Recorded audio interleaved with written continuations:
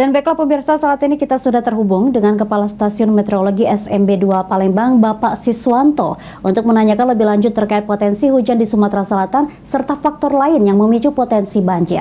Assalamualaikum Bapak. Waalaikumsalam, selamat sore Pak. Selamat sore Pak. Baik Pak, di musim hujan saat ini seperti apa potensi curah hujan di Sumatera Selatan dan daerah mana saja berpotensi memiliki curah hujan tinggi dan banjir terutama di Sumatera Selatan? Baik, terima kasih. Sebelumnya saya ucapkan selamat sore kepada seluruh pemirsa PAL TV yang ada di Sumatera Selatan. Barangkali kami akan menyampaikan bahwa saat ini di Sumatera Selatan secara klimatologi memang sedang memasuki musim penghujan, bahkan di bulan Desember hingga di bulan Januari 2024 ini Sumatera Selatan sedang memasuki puncak musim penghujan. Nah, untuk beberapa daerah yang setidaknya sepekan terakhir ini kita mendengar adanya beberapa dampak bencana hidrometeorologis yang memang dipicu oleh adanya cuaca ekstrim. Itu beberapa daerah, salah satunya adalah yang ada di wilayah Musi Banyuasin, kemudian Muratara, Musirawas itu sendiri, kemudian Patlawang, sebagian Linggau, Oku Selatan, kemudian Lahat, Muarenim, dan Pali, begitu Mbak. Baik Pak, untuk tinggi curah hujan sendiri maksimal di Sumatera Selatan ini pada musim hujan kira-kira maksimalnya berapa Pak untuk saat ini? Baik, memang kalau kita berbicara mengenai normal hujan yang ada di Sumatera Selatan, tentu di beberapa daerah, khususnya di kabupaten kota yang ada di Sumatera Selatan, memiliki karakteristik yang berbeda-beda. Namun boleh kita sampaikan untuk beberapa daerah yang saat ini mengalami dampak cuaca ekstrim yang sudah berakibat atau berdampak pada bencana hidrometeorologi seperti banjir, kemudian beberapa daerah juga mengalami genangan air.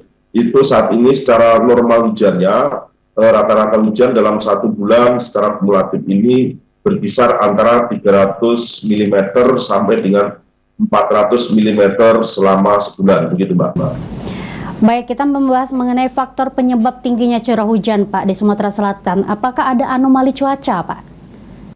Baik, untuk dinamika atmosfer sendiri, untuk saat ini kita bisa melihat khususnya untuk kondisi cuaca sepekan terakhir ini, setidaknya di Sumatera Selatan kita bisa menyampaikan berdasarkan analisa dinamika atmosfer terkini, di Sumatera Selatan saat ini sedang ada pembelokan angin atau daerah pertemuan angin yang dipicu oleh beberapa pola angin yang berupa pola siklonik ataupun pusat tekanan rendah yang berada di Samudra Hindia sebelah barat Bengkulu. Bahkan dari monitoring kita tadi malam hingga sampai dengan saat ini telah tumbuh bibit siklon yang ada, maksudnya siklon tropis yang ada di Samudra Hindia sebelah barat Bengkulu. Ini juga secara tidak langsung telah berakibat adanya bencana yang ada di Sumatera Selatan, khususnya di wilayah bagian barat. Artinya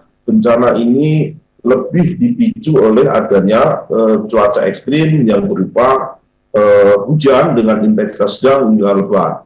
Kemudian untuk di Kota Palembang sendiri, barangkali secara dampak mungkin juga ikut merasakan beberapa daerah juga mengalami genangan air, tapi mungkin boleh kita sampaikan dampak yang terjadi di Kota Palembang sendiri ini barangkali terduplikasi oleh dua faktor. Yang pertama salah satunya adalah faktor adanya pasang surut yang saat ini setidaknya kita mencatat dari tanggal 13 sampai dengan saat ini rata-rata itu pasang surutnya berkisar antara 3 sampai dengan 4 meter.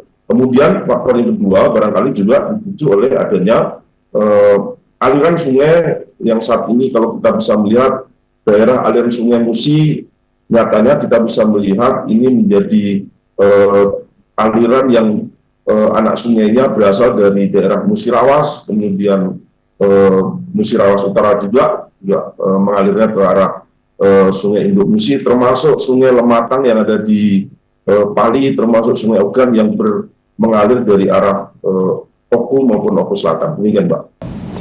Pak, untuk selain banjir sendiri Pak, apakah ada potensi bencana yang perlu diwaspadai masyarakat Sumatera Selatan? Ya, benar Mbak. Barangkali seperti yang kita sampaikan di awal, karena saat ini barangkali cuaca ekstrim, salah satunya adalah potensi awan yang bertumbuh di wilayah Sumatera Selatan ini bisa berakibat curah hujan yang dengan intensitas sedang hingga lebat. Tentunya untuk daerah dataran tinggi, kami mengimbau kepada seluruh masyarakat tentu untuk terus meningkatkan kewaspadaannya, khususnya untuk daerah-daerah yang memiliki histori kejadian bencana gerakan tanah maupun longsor, karena memang setidaknya sekian terakhir ini kita sedang diguyur hujan sehingga tanah atau pori-pori tanah sudah kondisi jenuh, dan ketika terjadi hujan secara terus-menerus ini akan berakibat pori-pori sudah tidak akan mampu menyerap curah hujan kembali, dan ini bisa berakibat banjir bandang bahkan untuk di dataran tinggi yang secara formasi batuannya tidak ditopang oleh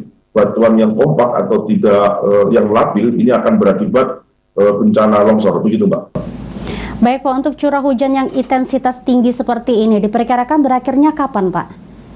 Ya, secara klimatologi kita bisa menyampaikan setidaknya dari hasil catatan di dasarian pertama di bulan Januari, artinya berbicara dasarian pertama, kita bisa melihat dari akumulasi curah hujan di tanggal 1 sampai dengan 10 Januari kemarin, itu tertinggi tercatat di daerah Muratara, yaitu sampai dengan 500 mm lebih. Artinya dengan kondisi yang cukup tinggi dalam rentang waktu yang 10 harian ini dampaknya cukup ekstrim. Dan bahkan menurut laporan dari Pusdalop Sumatera Selatan, saat ini di daerah Muratara sedang direncanakan untuk dinaikkan statusnya menjadi siaga, barangkali menunggu beberapa diskusi dengan beberapa Forkompinda apakah memang benar nanti di wilayah Muratara akan ditetapkan menjadi status siaga, begitu Mbak. Terima kasih Bapak Siswanto sudah meluangkan waktunya untuk berbincang bersama pemirsa PAL TV pada sore hari ini. Kami ucapkan sekali lagi terima kasih. Assalamualaikum.